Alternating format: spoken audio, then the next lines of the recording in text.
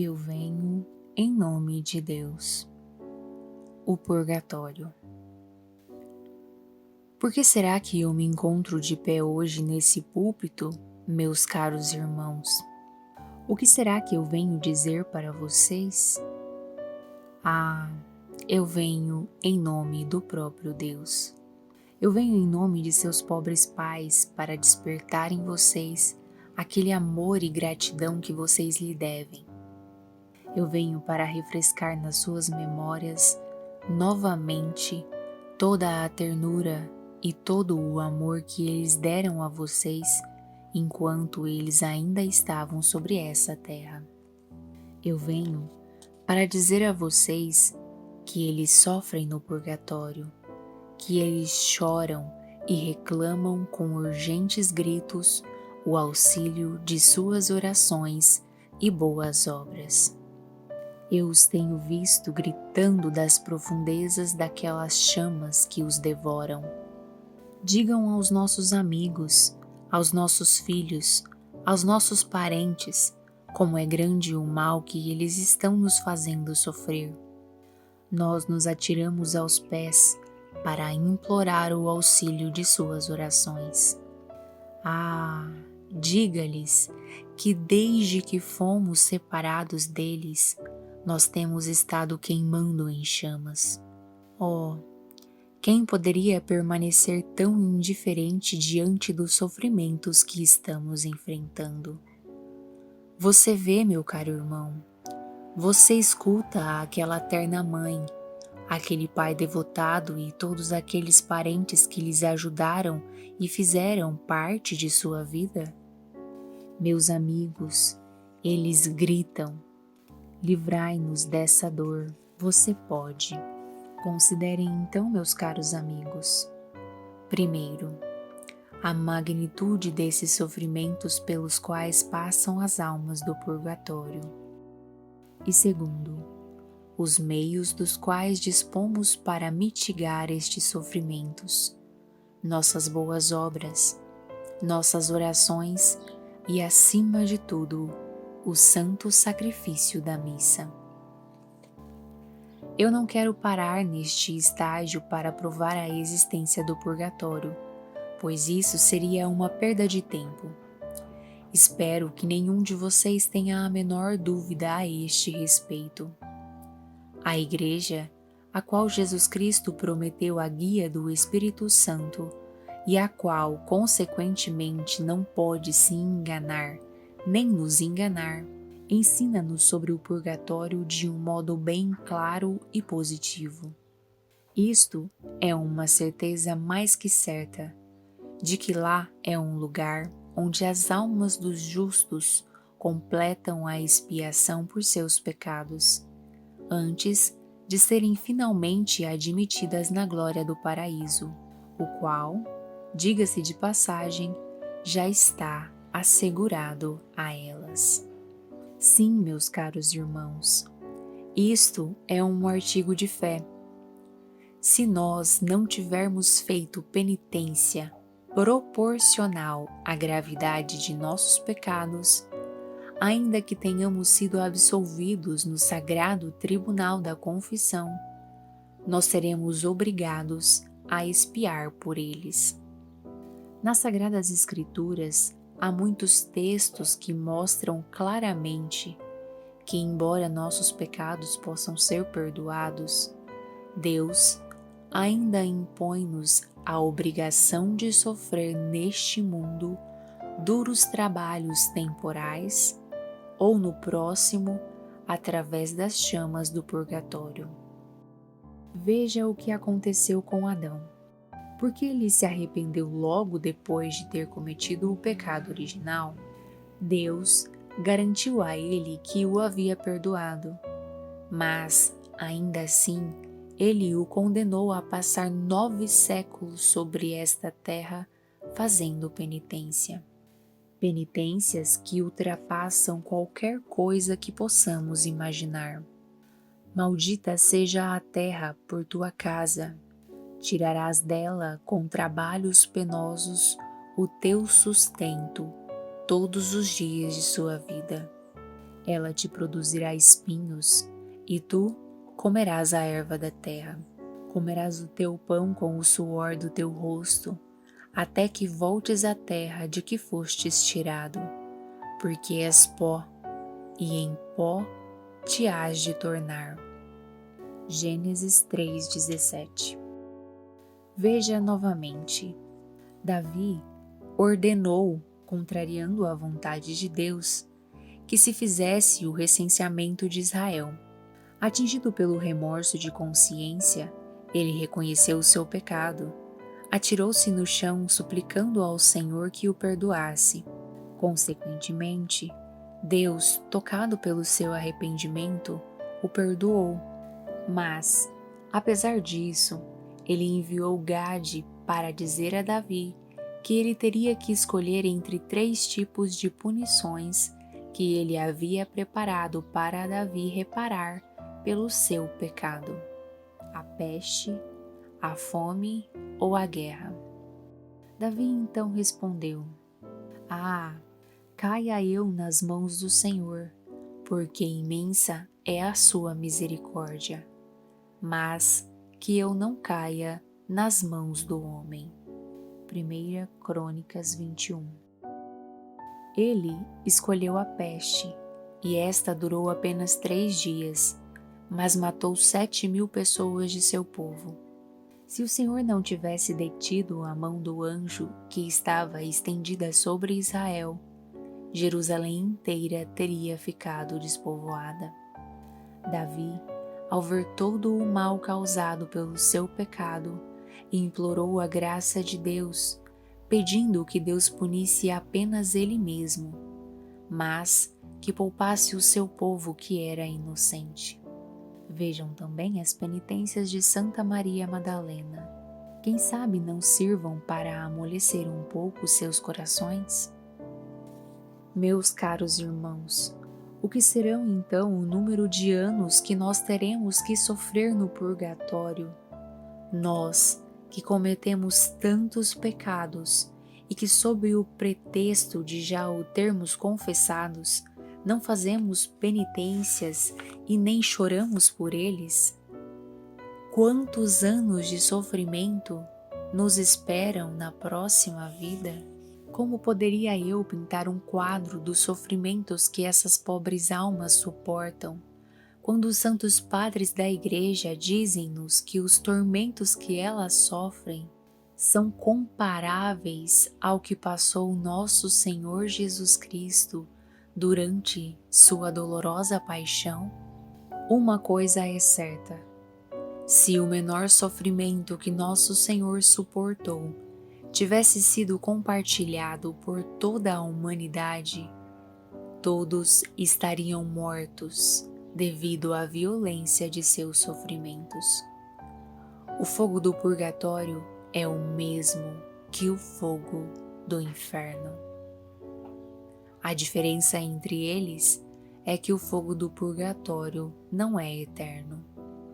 Oh, se Deus permitisse que uma daquelas pobres almas que está mergulhada nas chamas aparecesse agora neste lugar, toda envolvida pelas chamas que a consomem, e desse ela mesma um recital dos sofrimentos que ela está suportando, toda essa igreja, meus caros irmãos, seria sacudida pelo eco de seus gritos e soluços, e talvez, quem sabe, isso amoleceria os seus corações? Esta pobre alma nos diria: como nós sofremos! Ó irmãos, livrai-nos destes tormentos. Se vocês pudessem experimentar o que é viver separado de Deus! Cruel separação! Queimar no fogo aceso pela justiça de Deus! Sofrer dores incompreensíveis para a mente humana! Ser devorado pelo remorso, sabendo que poderíamos facilmente ter evitado esses tormentos. Ó meus filhos, gritam os pais e as mães, como podem vocês nos abandonar nessas horas? nós que tanto os amamos quando estávamos sobre essa terra? Como vocês podem ir dormir tranquilamente em suas camas enquanto nós queimamos em uma cama de fogo? Como vocês têm coragem de se entregar aos prazeres e alegrias enquanto nós sofremos e choramos dia e noite? Vocês herdaram nossos bens, nossas propriedades. Vocês se divertem com o fruto de nossos trabalhos, enquanto nós sofremos males tão indescritíveis e por tantos anos. E não são capazes de oferecer uma pequena oração em nossa intenção, nem uma simples missa que tanto ajudaria para nos livrar destas chamas. Vocês podem aliviar nosso sofrimento, vocês podem abrir nossas prisões, e vocês simplesmente nos abandonam. Oh, quão cruel são estes sofrimentos! Sim, meus irmãos, as pessoas julgam de um modo muito diferente o que é estar nas chamas do purgatório por todas essas culpas leves. Se é que é possível chamar de leve algo que nos faz suportar punição tão rigorosa. Que espanto seria para o homem, grita o profeta real, se mesmo o mais justo dos homens fosse julgado por Deus sem nenhuma misericórdia. Se Deus achou manchas até no sol e malícia nos anjos, o que será então do homem pecador? E para nós que cometemos tantos pecados mortais e praticamente não fazemos nada para satisfazer a justiça de Deus, quantos anos de purgatório! Meu Deus, disse Santa Teresa de Ávila, que alma seria suficientemente pura para entrar diretamente no céu sem ter que passar pelas chamas da justiça? Em sua última doença, ela de repente gritou: ó justiça e poder do meu Deus, quão terrível sois! Durante sua agonia, Deus permitiu que ela contemplasse por alguns segundos a sua santidade, assim como os anjos e os santos do céu o contemplam. E isso causou nela um pavor tão grande que ela se pôs a tremer e ficou agitada de um modo tão extraordinário que as irmãs perguntaram-lhe chorando: ah, madre, o que está se passando? Certamente que a senhora não teme a morte depois de tantos anos de penitência e lágrimas amargas. Não, minhas filhas, eu não temo a morte. Muito pelo contrário, eu a desejo porque só assim estarei unida eternamente a Deus. Ó Madre, seriam os teus pecados então que ainda te aterrorizam depois de tantas mortificações? Sim, minhas filhas, respondeu Teresa. Eu temo pelos meus pecados, mas temo por algo ainda maior. Seria então o julgamento? Sim, eu temo pela formidável conta que terei que prestar diante de Deus. Principalmente porque nesse momento seremos julgados pela justiça e não pela misericórdia. Mas tem algo que ainda me faz morrer de terror. As pobres irmãs já estavam profundamente angustiadas. Madre, seria por acaso o inferno? Não, respondeu ela. O inferno, graças a Deus, não é para mim. Ó minhas filhas, é a santidade de Deus. Meu Deus, tende misericórdia de mim. Minha vida será confrontada face a face com o próprio Cristo. Ai de mim se eu tiver a menor mancha ou falha. Ai de mim se eu tiver a menor sombra de pecado. Ai de nós, gritaram as pobres irmãs. O que será então no dia das nossas mortes? O que será então de nós, meus caros irmãos? Nós, que talvez em todas as nossas penitências e boas obras, talvez nunca tenhamos conseguido satisfazer por um único pecado perdoado no tribunal da confissão? Ah, quantos anos e séculos de tormento para nos punir! Vamos pagar muito caro por todas essas pequenas falhas que nós vemos como algo que não tem a menor importância, como aquelas pequenas mentirinhas que nós falamos para evitar problemas para nós mesmos, aqueles pequenos escândalos, o desprezo pelas graças que Deus nos concede a cada momento, aquelas pequenas murmurações nas dificuldades que Ele nos envia.